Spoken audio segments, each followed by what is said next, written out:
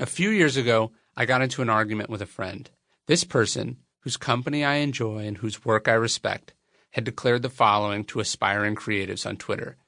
You should spend 20% of your time creating content and 80% of your time promoting it.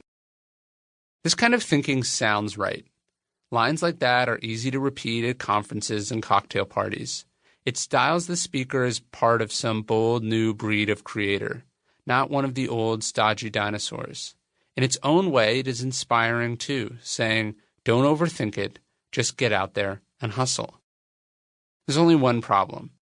It's terrible advice. So terrible that I know that the successful entrepreneur who said it could never have gotten to where he is if he'd actually followed his own advice. He didn't have a large audience just because he was good at marketing. His successful marketing was dependent on the fact that he had a great product. Not only was he a counterexample of that very line of thinking, I can't say I know too many people whose success was built by spending 1/5 of their time creating and 4/5 loudly hawking the work they've just thrown together. While there are many different types of success in this world, and prioritizing marketing and sales over the product may lead to some of them, that is not how perennial success is created. The kind of important, lasting work we are striving for is different. We are talking about making something that doesn't rely on hype or manipulative sales tactics, because those methods aren't sustainable, and they do an injustice to great work. Even as someone who loves the challenge and creativity and rigor of marketing, I'm alarmed at how many creators gloss over the creating. They fritter away their time on Twitter and Facebook, not killing time, but believing they are building up followers to be the recipients of their unremarkable work. They have meticulously crafted brands and impeccable personae crafted through media training. They spend money on courses and read books on marketing to develop sales strategies for products they haven't even made yet. All this churn may feel productive, but to what end? To make something that will eventually disappear with the wind? Even the best admin will admit that over the long term, all the marketing in the world won't matter if the product hasn't been made right. In fact, it's a classic measure once, cut twice scenario, in that the better your product is, the better your marketing will be. The worse it is, the more time you will have to spend marketing, and the less effective every minute of that marketing will be. You can count on that. Promotion is not how things are made great, only how they're heard about, which is why this book will not start with marketing, but with the mindset and effort that must go into the creative process, the most important part of creating a perennial seller.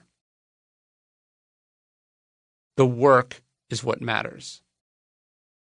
The first step of any creator hoping for lasting success, whether for 10 years or 10 centuries, is to accept that hope has nothing to do with it.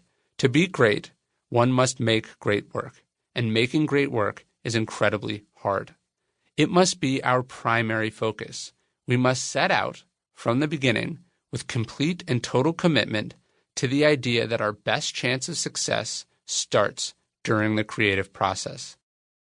The decisions and behaviors that will bring you to creating the product, everything you do before you sit down to build whatever it is you're building, trump any individual marketing decisions, no matter how attention-grabbing they turn out to be. And as we'll see later, those creative decisions can be critical marketing decisions in themselves. Crappy products don't survive. If you have phoned in the creative process, disrespected it, built a mediocre product, compromised, told yourself, hey, we'll figure the rest out later, then the project is likely doomed before it's even finished. The battle will be futile and expensive. Look at basically everything Microsoft has made in the last decade, from the Zune to Bing. That poor company seems resigned to spending billions on marketing products that inevitably lose money. Meanwhile, Microsoft Office is still a cash cow after 2.5 decades. I'm editing this book with it. That's why all the pre-work matters so much. The conceptualization, the motivations, the product's fit with the market, the execution. These intangible factors matter a great deal. They cannot be skipped, they can't be bolted on later. So if not with a keen eye towards marketing, where do we properly begin our pursuit of a perennial seller? As my mentor Robert Greene put it starts by wanting to create a classic. Bill Libin, the co-founder of Evernote, has a quote I like to share with clients. People who are thinking about things other than making the best product never make the best product. We are not just talking about making something that is the best for the hell of it. As legendary investor and Y Combinator founder Paul Graham explains, the best way to increase a startup's growth rate is to make the product so good people recommend it to their friends. Clearly, that doesn't just happen. Instead, it must be the highest priority of the creators. They must see this as their calling. They must study the classic work in their fields, emulate the masters and the greats, and what made their work last. Timelessness must be their highest priority. They have to learn to ignore distractions.